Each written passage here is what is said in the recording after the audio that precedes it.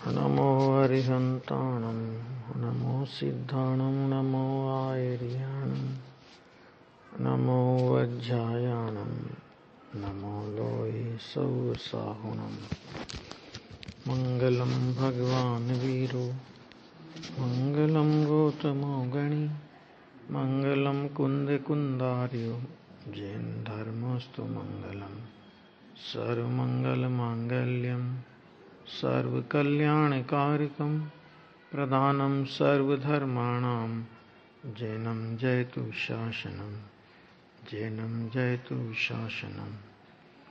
सर्वव्यापैकचिद्रूप स्वरूपाय परात्मने स्वोपलब्धि प्रसिद्धाय ज्ञानानंदात्मने नमः।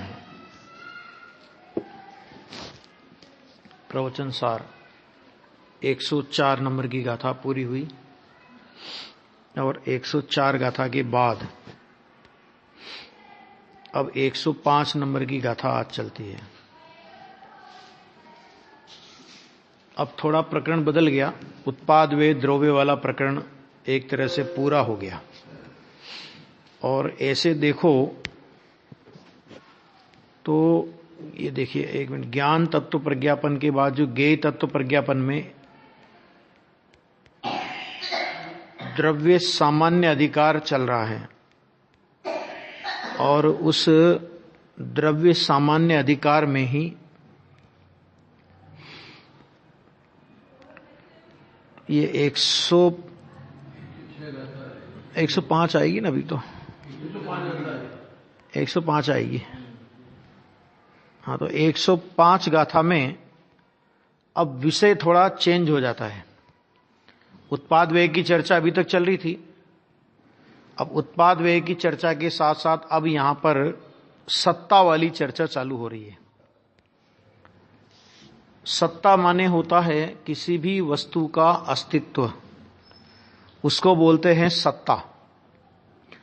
अब इस संबंध में भी अनेक प्रकार की भ्रांतियां जगत में प्रचलित रही और उसका निराकरण कुंद कुंद आचार्य देव इन गाथाओं के माध्यम से कर रहे हैं। इसमें पहला प्रश्न ये उठाया कि जो सत्ता है वह सत्ता और द्रव्य, सत्ता को बोलते हैं भाव और द्रव्य को बोलते हैं भाववान, है ना। तो ये भाव और भाववान दो भिन्न भिन्न चीज नहीं है, ये यहां पे सिद्ध करना है।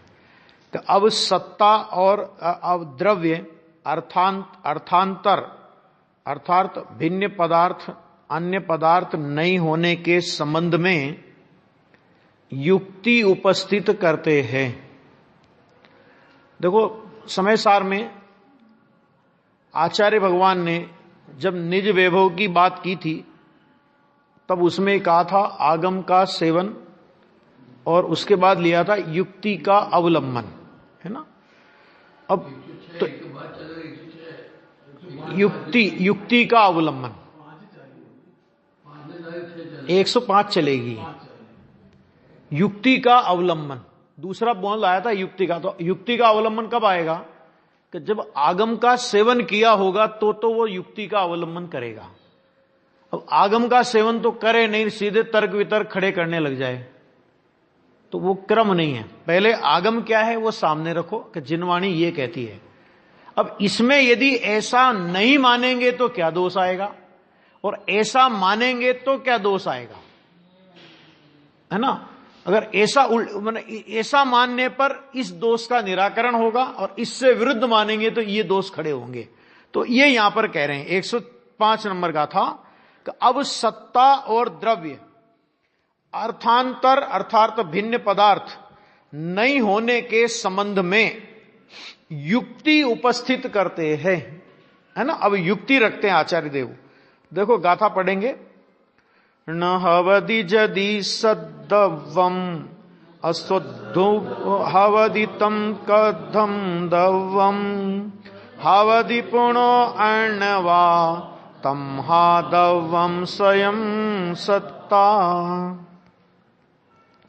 जो द्रव्य हो या न सत ठहरे, ज असत बने क्यम द्रव्य ए, वा भिन्न जो सत्व थी ते, ती स्वयं ते सत्व छे। बहुत बढ़िया गाथा है, बहुत अच्छी टीका है। देखो, यदि द्रव्य स्वरूप से ही सत न हो तो इसका मतलब क्या हुआ? देखो, आगम तो यह है कि द्रव्य स्वरूप से ही सत है। सत द्रव्य लक्षणम, यानी स्वरूप से ही सत है का मतलब उस द्रव्य को अपनी विद्यमानता, सत का मतलब होता है उसकी त्रैकालिक विद्यमानता, कि उसको अपने त्रिकाल माना अनादि अनंत रूप से कायम रहने के लिए किसी दूसरे की रंच मात्र आवश्यकता नहीं है। यदि वो स्वभाव से ही सत है, किसी ईश्वर ने उसे टिका के रखा है ना, किसी शेष नाग के ऊपर वो टिका हुआ है, या और भी कोई टिकाने वाला है उसे, कि ये बात बिल्कुल गलत। तो अगर वो स्वभाव से सत नहीं हो तो फिर क्या परिस्थिति होगी? अगर स्वभाव से सत नहीं होगा तो आचार्य कहते हैं ध्रुवम असत भवती, निश्चय से वह असत होगा। तो भाई सत नहीं होगा तो क्या होगा बताओ? कि ये आदमी यहां नहीं होगा तो क्या होगा? अगर नहीं होगा तो होगा, नहीं होगा तो नहीं होगा, बस। और क्या होगा? कि सत, अगर द्रव्य स्वभाव से सत नहीं होवे तो फिर क्या होगा? वो असत होगा, असत होगा। ऐसा तर्क युक्ति आचार्य भगवान रख रहे हैं कि अगर सत तुम नहीं मानते हो द्रव्य को, कि द्रव्य स्वभाव से सत नहीं है, तो फिर तुम द्रव्य को क्या मानोगे? कि तुम द्रव्य को असत मानोगे। तो असत होगा तो फिर कहते हैं कि जो असत होगा वो द्रव्य कैसे हो सकता है? जिसकी सत्ता ही नहीं है वो पदार्थ कैसे हो सकता है? आकाश के फूल होते ही नहीं कभी। अब कोई कहे कि मैंने आकाश के फूल की बहुत बढ़िया माला बनाई और नेताजी को पहनाई और फलाने जी को पहनाई और उसको पहनाई उसको पहनाई, कि क्यों गप्पे मार रहा भैया? कि क्यों गप्पे क्यों मार रहा हूं? मैंने पहनाई है ना। कि भैया आकाश के फूल होते ही नहीं ना, पहनाई कैसे? एक आदमी, एक लड़का स्कूल में लेट गया तो अध्यापक ने पूछा कि भैया लेट कैसे आए? वो पट्टी वट्टी बांध ली इसने, वो पढ़ने में बंक मारने वाला बच्चा होगा, तो पट्टी वट्टी बांध ली पेट के रेसे। फिर साहब मैं क्या करूं, मैं तो जल्दी निकला था घर से और रास्ते में आ रहा था, आते आते आते आते एक गधा आया और उसने जोर से मेरे को सींग मारा और इतनी चोट लगी कि मैं हॉस्पिटल से पट्टी बंधवा के आ रहा हूं। एक खींच के थप्पड़ मारा उस टीचर ने उसको। क्यों? कि झूठ बोलता है तो ढंग से तो बोल ले कम से कम, कि तेरे को अगर सींग ही मारा तो कि गाय भैंस का इसका होता ना, गधे के सींग होते ही नहीं। हमको बना रहा है क्या? ऐसा बोलेंगे कि नहीं बोलेंगे? तो ऐसे कि जो अगर द्रव्य असत है तो इसका मतलब क्या हुआ? कि जो असत है वो हो ही नहीं सकता, मानो वो पदार्थ ही विद्यमान नहीं। असत का मतलब क्या हुआ? उसकी सत्ता ही विद्यमान नहीं है। वो यह कह रहे हैं कि वो द्रव्य कैसे हो सकता है? जिसकी सत्ता ही नहीं है वो द्रव्य कैसे हो सकता? पदार्थ का। अच्छा अब देखो, अथवा यदि असत हो, कि चलो तुम्हारी मान्यता के हिसाब से हमने असत माना, तो वह सत्ता से अन्य पृथक हो तो भी नहीं है ना? सो भी कैसे हो सकता है? कि सत्ता से भिन्न भी कैसे हो सकता है? कि मैंने सत्ता तो यहां है और सत्तावान पदार्थ पड़ा है वहां, ऐसा नहीं हो सकता, है ना? भाव और भाववान कभी अलग नहीं होते। जैसे चीनी में मिठास, मिठास चीनी का भाव है और चीनी क्या है? भाववान पदार्थ है। अब कोई कहे कि मिठास तो इस कमरे में रखी है और चीनी उधर पड़ी है, ऐसा कभी होता है? बिल्कुल ऐसा ही कि सत्ता अलग पड़ी है और वस्तु अलग पड़ी है, कि ऐसा बिल्कुल नहीं हो सकता। यानी सत्ता से वस्तु पृथक नहीं हो सकती। पहली बात, असत नहीं हो सकती। असत अगर तुम सत्य नहीं मानोगे तो असत मानना पड़ेगा, और यदि सत्ता से भिन्न मानोगे तो भी संभव नहीं है, क्योंकि भाव और भाववान कभी भी अलग नहीं हो सकते। सत्ता सो भी कैसे हो सकता है? इसलिए द्रव्य स्वयं ही सत्ता है। ये आचार्य कुंद देव ने कहा, और इतना कह के आचार्य देव मौन। उसके बाद टीकाकार ने इसमें से बहुत और भी गहरा निकाला, इसमें इसी भाव को स्पष्ट करने के लिए। तो देखो कि यदि द्रव्य स्वरूप से ही शब्द लगाया, स्वरूप से ही सत न हो तो दूसरी गति यह हो कि वह असत होगा। पहली बात। दूसरी गति क्या होगी उसकी? कि दो गतियां होगी। अगर सत नहीं होगा तो उसकी दो गतियां होगी, कि पहली गति तो होगी कि या तो वो असत होगा और या वो सत्ता से भिन्न होगा, और दोनों बातों का निषेध आचार्य को करना है ना। तो देखो ये कहा, सत का अर्थ किया नीचे फुटनोट में मौजूद, असत का अर्थ किया नहीं मौजूद। ठीक है, दो शब्दों के अर्थ आए हैं। तो पहले क्या कहा कि यदि द्रव्य स्वरूप से ही, द्रव्य का स्वरूप क्या है? कि सत द्रव्य लक्षणम, स्वरूप माने उसका लक्षण ही सत है। क्योंकि जो चीज विद्यमान ही नहीं है, जिस चीज का अस्तित्व ही नहीं है, जिसका अभाव ही है, तो वो कैसी है और कैसी नहीं है, ये प्रश्न ही नहीं रहता है। समझ में आएगा? नहीं, ये प्रश्न ही नहीं रहता कि वो वस्तु कैसी है और कैसी नहीं है। महावीर भगवान की बारात का वर्णन करो, कोई कहे करो भगवान महावीर की बारात का वर्णन। हाँ, नेमिनाथ की बारात का वर्णन कर सकते हैं कि नेमिनाथ गए थे राजुल को लेने और चढ़ उधर चले गए गिरनार की पहाड़ी पे।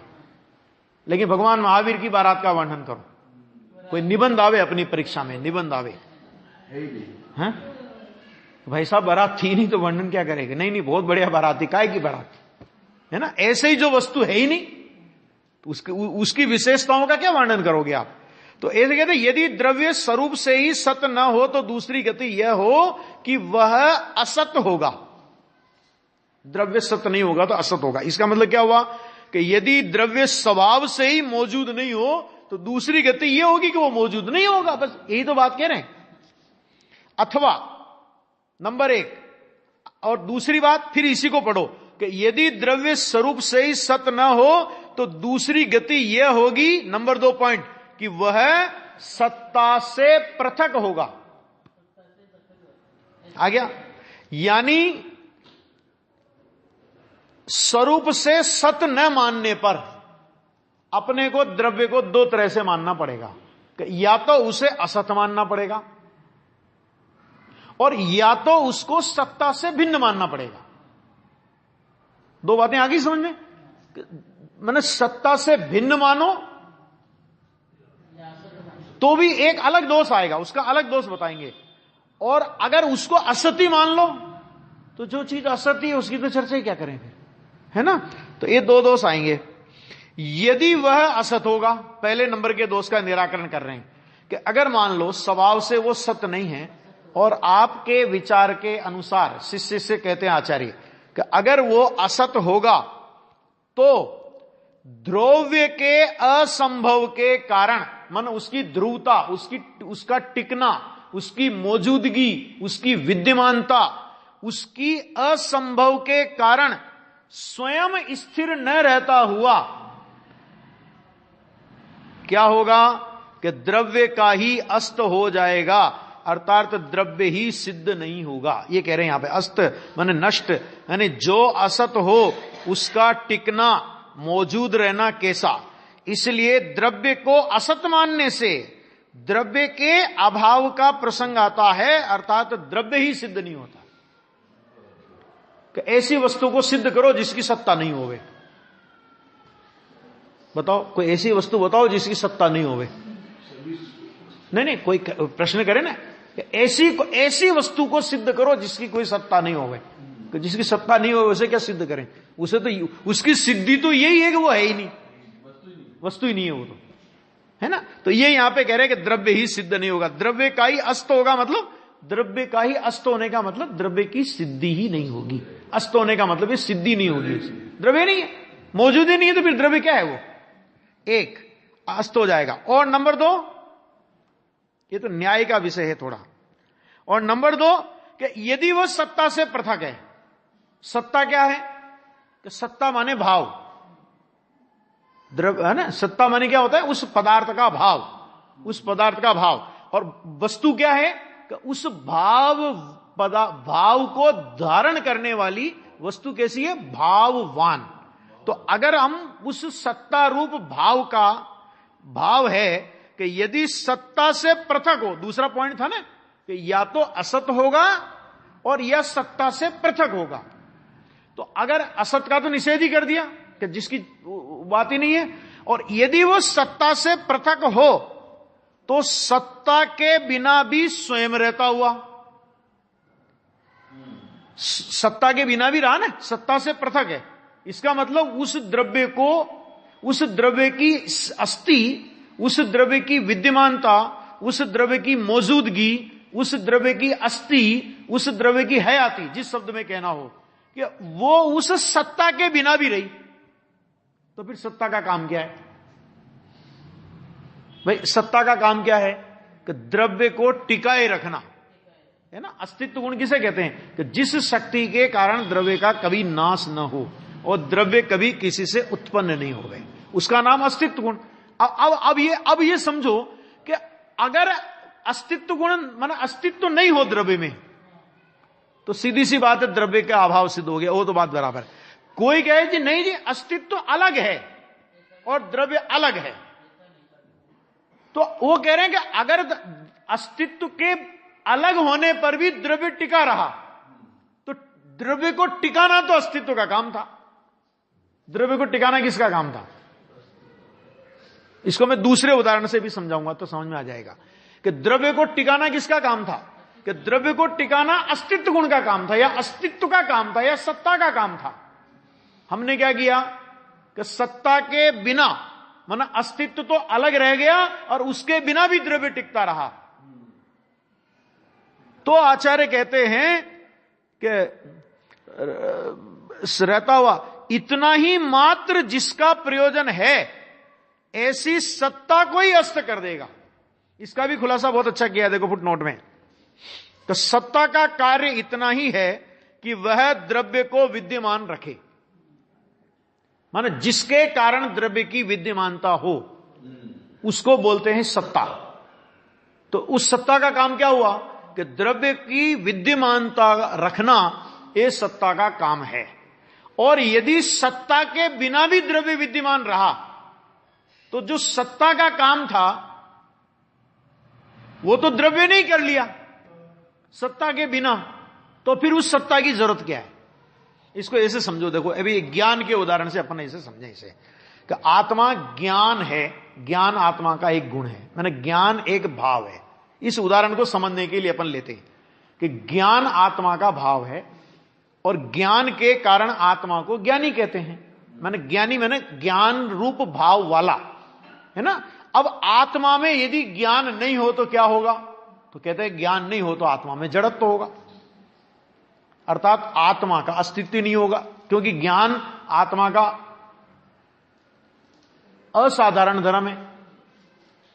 अब एक बात तो ये होगी, अब कोई कहे कि भाई ज्ञान का काम क्या है? ज्ञान का काम जानना है, जानने रूप काम करना, ये ज्ञान का काम है। समझ में आ गया? अब कोई कहे कि नहीं, ज्ञान गुण अलग है और आत्मा अलग है, और आत्मा ज्ञान के बिना ही जानता है, तो फिर कहते हैं कि जब आत्मा ज्ञान के बिना ही जान लेता है, ज्ञान गुण के बिना ही जानने का काम कर लेता है, तो उस ज्ञान गुण की जरूरत क्या है फिर आत्मा में? क्योंकि ज्ञान गुण का काम ही यही था कि आत्मा में जानने रूप कर परिणमन होना। आया उदाहरण से समझ में? कि इसी तरह सत्ता का कार्य क्या था? कि सत्ता का कार्य यह था कि द्रव्य की विद्यमानता। आ गया? अब द्रव्य की विद्यमानता अगर सत्ता का काम है और सत्ता अलग पड़ी है और द्रव्य अलग पड़ा है और उसके बाद भी द्रव्य विद्यमान है, तो फिर उस सत्ता का काम क्या है? सत्ता की जरूरत क्या है? फालतू कचरा है वो तो। और जगत में कोई कचरा माने वस्तु स्वरूप की दृष्टि से जगत में कोई द्रव्य, कोई गुण और उसकी कोई पर्याय निकम्मी नहीं है। समझ में आ गया कि नहीं आ गया? वो यहां पे कह रहे हैं, देखो कि सत्ता का कार्य इतना ही है कि वह द्रव्य को विद्यमान रखे। यदि द्रव्य सत्ता से भिन्न रहकर भी स्थिर रहे, द्रव्य सत्ता से भिन्न भी रहे और भिन्न रहकर के भी यदि वो स्थिर रहे, तो फिर सत्ता का प्रयोजन ही नहीं रहता। आवश्यकता क्या है उसकी सत्ता की? ये बताओ। सत्ता का काम तो यही था सत्ता की तो आवश्यकता रही नहीं, अर्थात सत्ता के अभाव का प्रसंग आ जाता है, या सत्ता के अभाव का प्रसंग आएगा, मैंने फिर सत्ता की जरूरत ही नहीं है। सत्ता के बिना भी द्रव्य कायम रहा, ज्ञान गुण के बिना भी आत्मा में जानने का कार्य हुआ, तो ज्ञान गुण का कोई काम नहीं है। समझ में आ गया? ऐसी वस्तु की व्यवस्था है, और उस वस्तु की व्यवस्था को उस वस्तु की व्यवस्था के अनुसार स्वीकार नहीं करके उससे विपरीत प्रकार से मानेगा, वस्तु की व्यवस्था तो नहीं बदलेगी, लेकिन विपरीत मान्यता के फल में नरक निगोज जाना पड़ेगा। यह है वस्तु की व्यवस्था, है ना। एक भी इंच की बात तो नहीं, सेंटीमीटर उतना भी नहीं, उससे इतना सा भी आगे पीछे नहीं चलता इसमें वस्तु स्वरूप में। आ गया? तो ये देखो, यदि सत्ता से पृथक हो तो सत्ता के बिना भी स्वयं रहता हुआ इतना ही मात्र जिसका प्रयोजन है, कितना? कि द्रव्य को विद्यमान रखना, इतना ही जिसका प्रयोजन है, ऐसी सत्ता को ही अस्त कर देगा। तो अपनी मान्यता में सत्ता को ही मिटा देगा। दो बात देखो अभी इसके बाद, किंतु यदि, अब वो कहने सही बात कि किंतु यदि द्रव्य स्वरूप से ही सत हो, माना वस्तु स्वरूप जैसा है वैसा तू स्वीकार करे, कि द्रव्य यदि स्वरूप से ही सत हो तो क्या होगा कि द्रव्य के सद्भाव के कारण उसकी द्रव्यता की विद्यमानता, माने वो निरंतर कायम रहेगा, तो उसके कारण स्वयं स्थिर रहता हुआ द्रव्य उदित होता है। उदित होता है मैंने प्रकाशित होता है, द्रव्य सिद्ध होता है। क्यों? अस्थि है उसकी, है ना। तो द्रव्य उदित होता है, अर्थात द्रव्य क्या होता है? सिद्ध होता है, द्रव्य की साबिती होती है, द्रव्य की सिद्धि होती है। और सत्ता से अपृथक रहकर स्वयं स्थिर माने विद्यमान रहता हुआ,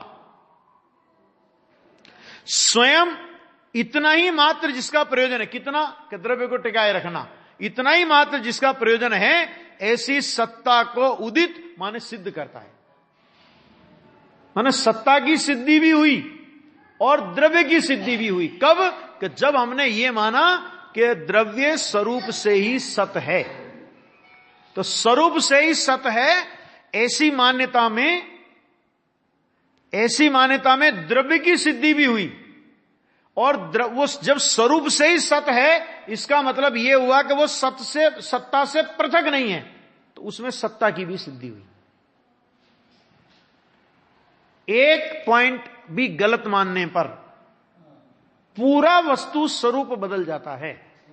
एक भी सिद्धांत में गड़बड़ की, एक में भी थोड़ी सी भूल, कि 1 और 1 3, और बाद में 3 का पहाड़ा बहुत सही बोलते जाओ आप, क्या हुआ? कितने का अंतर पड़ा? 1 और 1 3, कितने का अंतर पड़ा? 1 का ही तो पड़ा, ज्यादा थोड़ी अंतर पड़ा। लेकिन उसका गुणाकार करते जाओ, 3 दूनी 6, और फिर लगातार सही पहाड़ा बोलते जाओ, कितना अंतर बढ़ जाएगा वो, है ना। ये वस्तु स्वरूप की समझ में है कि जरा सी भी विपरीत मान्यता में वस्तु स्वरूप पूरा उल्टा हो जाता है। अज्ञानी की मान्यता में वस्तु के स्वरूप में तो कोई परिवर्तन नहीं आता, लेकिन अज्ञानी की मान्यता में वो उल्टा हो जाता है। इसलिए दो बातें आई, इसलिए द्रव्य स्वयं ही सत माने सत्ता है। सत देखो, सत ये भाव है, और सत्ता है, द्रव्य सत्ता है माने भाववान है। भाववान माने द्रव्य उसमें ऐड हो गया ना, सत्य में द्रव्य ऐड हो गया। द्रव्य स्वयं ही सत्व सत्ता है, ऐसा स्वीकार करना चाहिए। आचार्य भगवान कह रहे हैं, है ना, इसमें कुछ चलेगा नहीं। और ऐसा स्वीकार करना चाहिए। क्यों करना चाहिए? कोई जबरदस्ती है? तो उन्होंने कहा क्योंकि भाव और भाववान का अपृथकत्व द्वारा अनन्यत्व है। अनन्यत्व है कौन, किसके द्वारा? अपृथकत्व के द्वारा। अपृथकत्व माने इनमें प्रदेश भिन्नता नहीं है, सत्ता और द्रव्य के प्रदेश भेद नहीं है, भाव और भाववान के प्रदेश भेद नहीं है, इसलिए इनमें अनन्यत्व है, अन्य अन्यपना नहीं है, एक में एक पना है, एक वस्तु है, ये अनन्यपना है, अनन्य है, मान इसको आप अन्य अन्य नहीं कर सकते हो, है ना। हाँ, ये कह रहे हैं, नीचे खुलासा किया है बहुत अच्छा। भाववान माने भाव वाला, द्रव्य है वो कैसा है, तो उन्होंने कहा कि द्रव्य भाववान है और सत्ता उसका भाव है। गुरुदेव ने एक बार प्रश्न पूछा था सभा में, सोनगढ़ की सभा में गुरुदेव ने प्रश्न पूछा, आज सोने का भाव क्या है। अब गुरुदेव ने पूछा, अब गुरुदेव ने कोई प्रश्न पूछा तो उसमें तो गंभीरता होती, तो सब लोग देखने लगे कि आज गुरुदेव को सोने के भाव का क्यों विकल्प आया। तो किसी ने कहा, साहब आज छापामा जोयू नहीं, आज अखबार नहीं देखा हमने। किसी ने कहा, कुछ हमें पता ही नहीं क्या भाव चल रहा है सोनगढ़ में, आगे भाव ताव कौन याद रखता है। ऐसे अलग अलग लोगों ने उत्तर दिए। तो गुरुदेव ने कहा कि भैया सोने का भाव सोने से पृथक होता है क्या, कि सोने का भाव कायमे के उस जमाने में 150-200 रुपए तोले का भाव था, किसी ने ये भी कह दिया कि 150-200 रुपए तोलो चल रहा है। तो गुरुदेव ने कहा, सोने का भाव सोने से पृथक होता है क्या, भाव माने सोने का स्वरूप। तो सोने का स्वरूप क्या है कि चिकनापन, भारीपन, पीलापन, ये सोने का भाव है ना। कि ये भाव क्या है, आज 30,000 रुपए तोला है, 2 दिन बाद 28,000 रुपए तोला है, 3 दिन बाद 32,000 रुपए तोला है, ये कौन सा भाव है जो आज है और कल नहीं है। भाव तो वो होता है जो उस भाववान पदार्थ के साथ सदा रहे। तो उसका भाव क्या है कि सोने का भाव है भारीपन, चिकनापन, पीलापन। ये गुरुदेव ऐसा प्रश्न किया था एक बार। देखो माने ज्ञानी किस अभिप्राय से पूछ रहे हैं, लगातार सभा में सुनने वाले लोग भी चकरा जाते थे। गुरुदेव को क्या लेना देना सोने से, चांदी से, उनसे उनको क्या मतलब था, है ना। लेकिन वो ये अर्थ में कभी कभी इस तरह की परीक्षा लिया करते थे। देखो ये लिया कि भाववान माने भाव वाला, द्रव्य भाव वाला है और सत्ता उसका भाव है, वे अपृथक हैं, इस अपेक्षा से अनन्य हैं, है ना। हाँ, अपृथकत्व और पृथकत्व और अन्यत्व भेद जिस अपेक्षा से है, देखो पृथकत्व और अन्यत्व भेद जिस अपेक्षा से है, उस अपेक्षा को लेकर विशेषार्थ आगामी गाथा में कहेंगे। ये पृथकत्व और अन्यत्व किस अपेक्षा से है, तो कहेंगे अतद भाव रूप अन्यत्व है। अतद भाव माने सत्ता है वो द्रव्य नहीं, द्रव्य है वो सत्ता नहीं है, क्योंकि वो भाव है ना, तो भाव है वो भाव है, और भाववान है वो भाववान है। भाव भाववान नहीं होता, भाववान भाव नहीं होता, क्योंकि भाववान में तो अनेक भाव पड़े।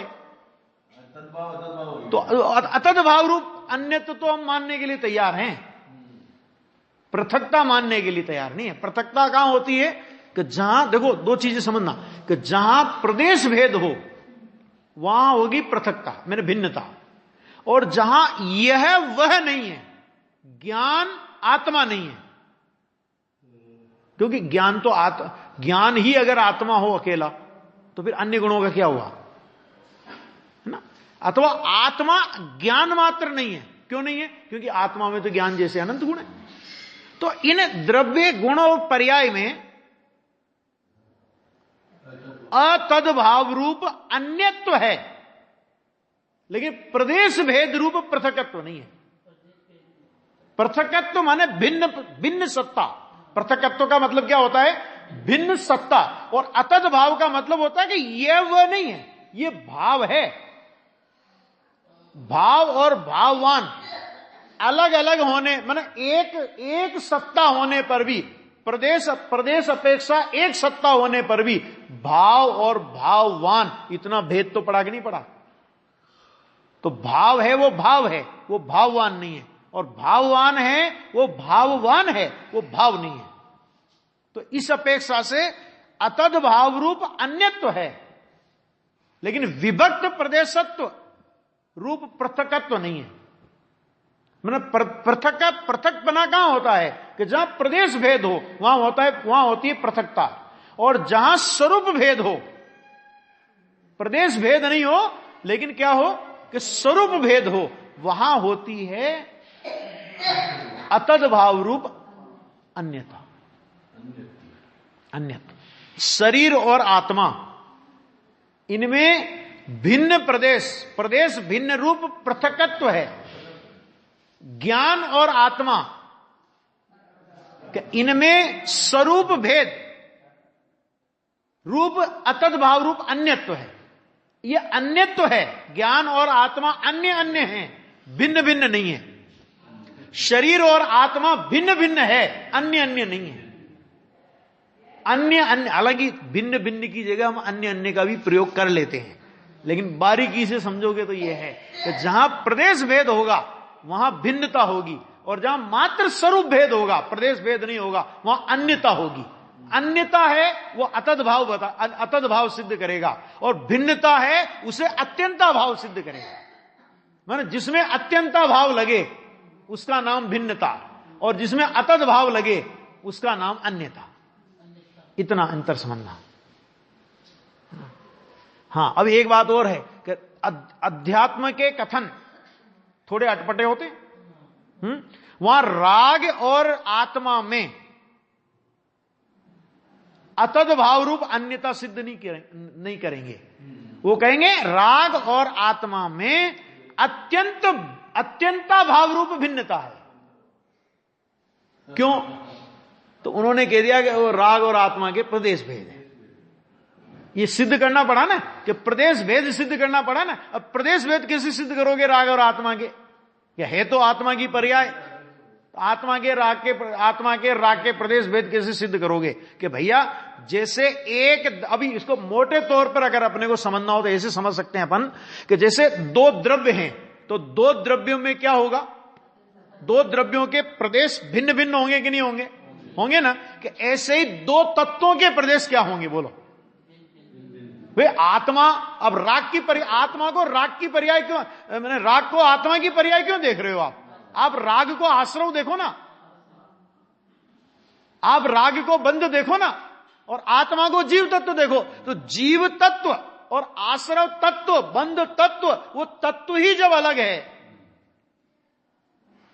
तो अलग तत्व हुआ तो उसके प्रदेश भी अलग हो गए। इस अपेक्षा से प्रदेश भेद सिद्ध किया है, और इसी न्याय से संवर निद्रा मोक्ष के भी प्रदेश भेद है आत्मा से, क्योंकि वो एक जीव तत्व के प्रदेश असंख्यात के है तो अरे असंख्यात प्रदेश है, लेकिन आश्रव जाता है तो आश्रव के साथ ही आश्रव खत्म, और वहां संवर प्रकट हो गया इन्हीं प्रदेशों में।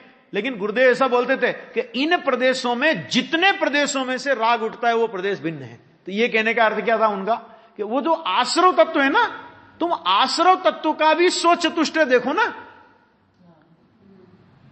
बंध तत्व का स्वचतुष्टय देखो, संवर का स्वचतुष्टय देखो, निर्जरा का स्वचतुष्टय देखो, मोक्ष का स्वचतुष्टय देखो।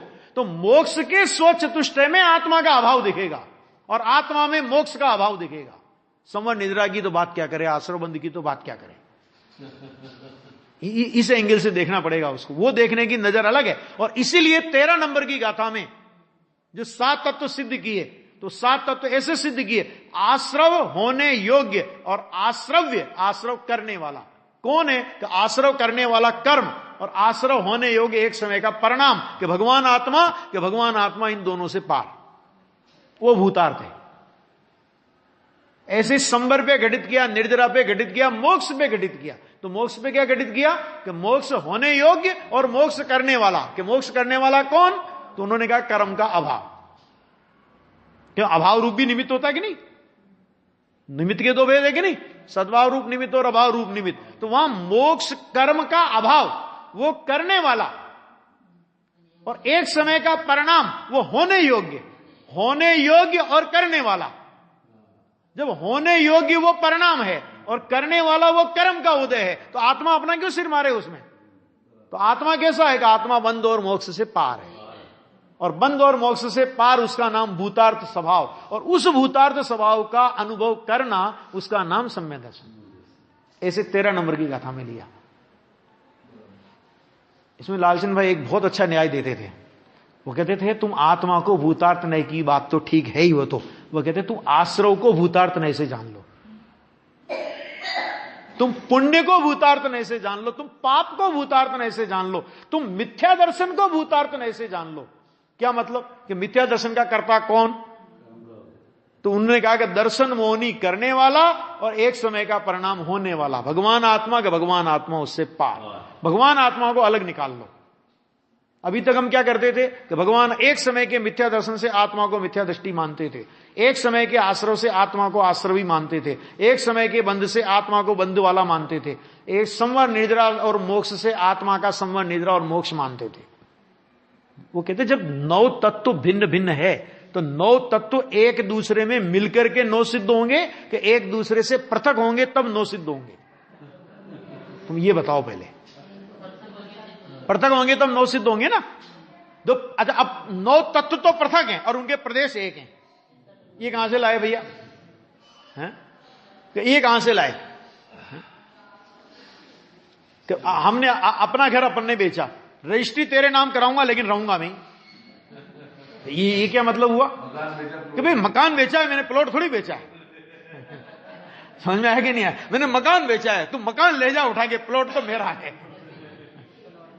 समझ में आया कि नहीं आया? ये आश्रव का मकान बेचा, आश्रव का प्लॉट नहीं बेचा मैंने। कि भाई साहब आश्रव है तो आश्रव का क्षेत्र भी उसके साथ है। इस तरह आश्रव का क्षेत्र मैंने राग का और आत्मा का प्रदेश भेद है। बहुत सरल तरीके से इतने जो माथा मारते हैं ना बड़े बड़े लोग भी, अरे कैसे भेद है, ऐसा तो ऐसा हो जाएगा, वैसा। अरे है क्या भाई? बिल्कुल सीधी सीधी बात है। वो तत्व न्यारा है, वो तत्व न्यारा है। जब तुम न्यारे को न्यारा देखोगे तो दोनों के प्रदेश एक कैसे दिखाई देंगे तुम्हें? ये बताओ जरा। इतनी सी बात है वो यहां पे। तो वो जो प्रदेश भेद वाली अन्यता है ना, भिन्नता है ना, तो प्रदेश भेद वाली भिन्नता, ये अतद भाव रूप अन्यता, इन दोनों में ये अंतर है। वो अंतर को समझना। तो सत्ता और उसमें क्या है कि प्रदेश भाव रूप अन्यता है, भिन्नता नहीं है।